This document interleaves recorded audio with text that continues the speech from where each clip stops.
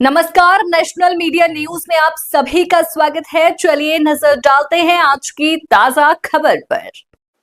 एक होटल के सभागार में आयोजित पत्रकार वार्ता में कांग्रेस पार्टी के प्रदेश प्रवक्ता गिरिराज किशोर हिंदवान ने प्रदेश सरकार पर आरोप लगाते हुए पंचायत चुनावों में मतदाता सूची के साथ ही 1 वर्ष बाद पंचायत चुनाव कराने को लेकर भी सरकार को कटघरे में खड़ा किया है। इस दौरान शहर कांग्रेस अध्यक्ष अमित गुप्ता ने मसूरी पहुंचने पर प्रदेश प्रवक्ता का शॉल उड़ाकर स्वागत किया।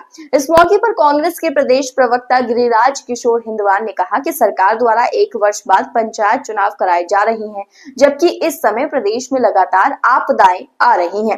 उन्होंने कहा कि भाजपा के सांसद और विधायक ही अपनी सरकार को कटघरे में खड़ा कर रहे हैं।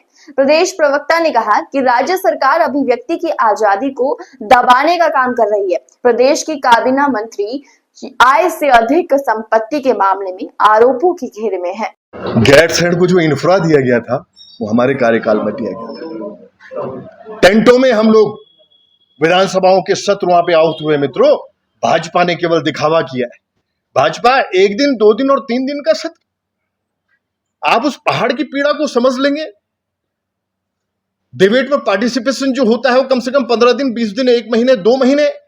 अगर ग्रीष्मकालीन वाकई अगर राजधानी अगर उसको बोला गया है तो दायित्व तो बनता है सरकार का ना। लेकिन ये लोग भागने वाले लोग हैं, ये एसी की राजनीति करने वाले लोग, देहरादून में अपने लिए संपत्ति जुटाने वाले लोग हैं।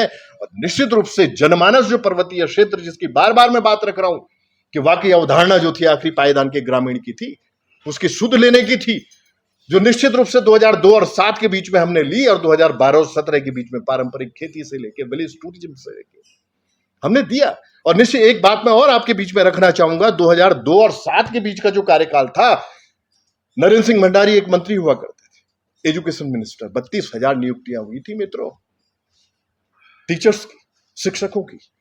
तो कोई सोच थी, कोई विजन, अगर विजनरी नेता मैं अपने पंडित नारायण तिवारी जी को कह रहा हूं तो निश्चित रूप से वो रीढ़ थी। लेकिन भाजपा कभी सीखने की कोशिश नहीं करती है, सिर्फ जुमलेबाजी, झूठ बोलना, छल प्लस झूठ इक्वल टू भाजपा, ये निश्चित है। मित्रों, एक आजादी मिलनी चाहिए। निश्चित रूप से अगर आजाद भारत में हम लोग वास कर रहे हैं, आज से पहले भी बहुत सारे गाने लोगों ने बनाए और गाए। कांग्रेस सरकार ने कभी भी, आप देखिए जितनी भी बातें हुई, हम लोग कभी सख्त नहीं हुए, क्योंकि वो एक अपने आप में एक आजादी जो है, जो अगर हम कर रहे हैं कि वाकई एक आजाद व्यक्ति जो है हिंदुस्तान का, वो अपनी तरफ से अगर कोई चीज लिखता है, कहीं किसी वाचन करता है उस बात का, कोई लिरिक होती है, उसको गाने का उस रूप देते हैं। ये लोग एक्चुअली परेशानी वाली इनकी मुद्रा बन चुकी है।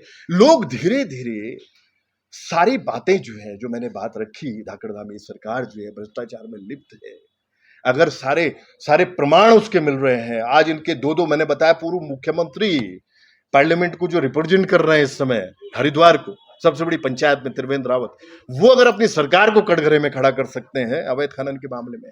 मुन्ना सिंह चौहान अगर ट्रैक्टर को रोक के बोल सकते हैं कि अवैध खनन हो रहा है, सरकार को राजस्व की हानि हो रही है। अवैध खनन की स्थिति है मित्रों, अगर एक ट्रक अगर रवन्य के साथ चल रहा है तो 10 ट्रक उसके साथ जो है वो नंबर 2 के चल रहा है।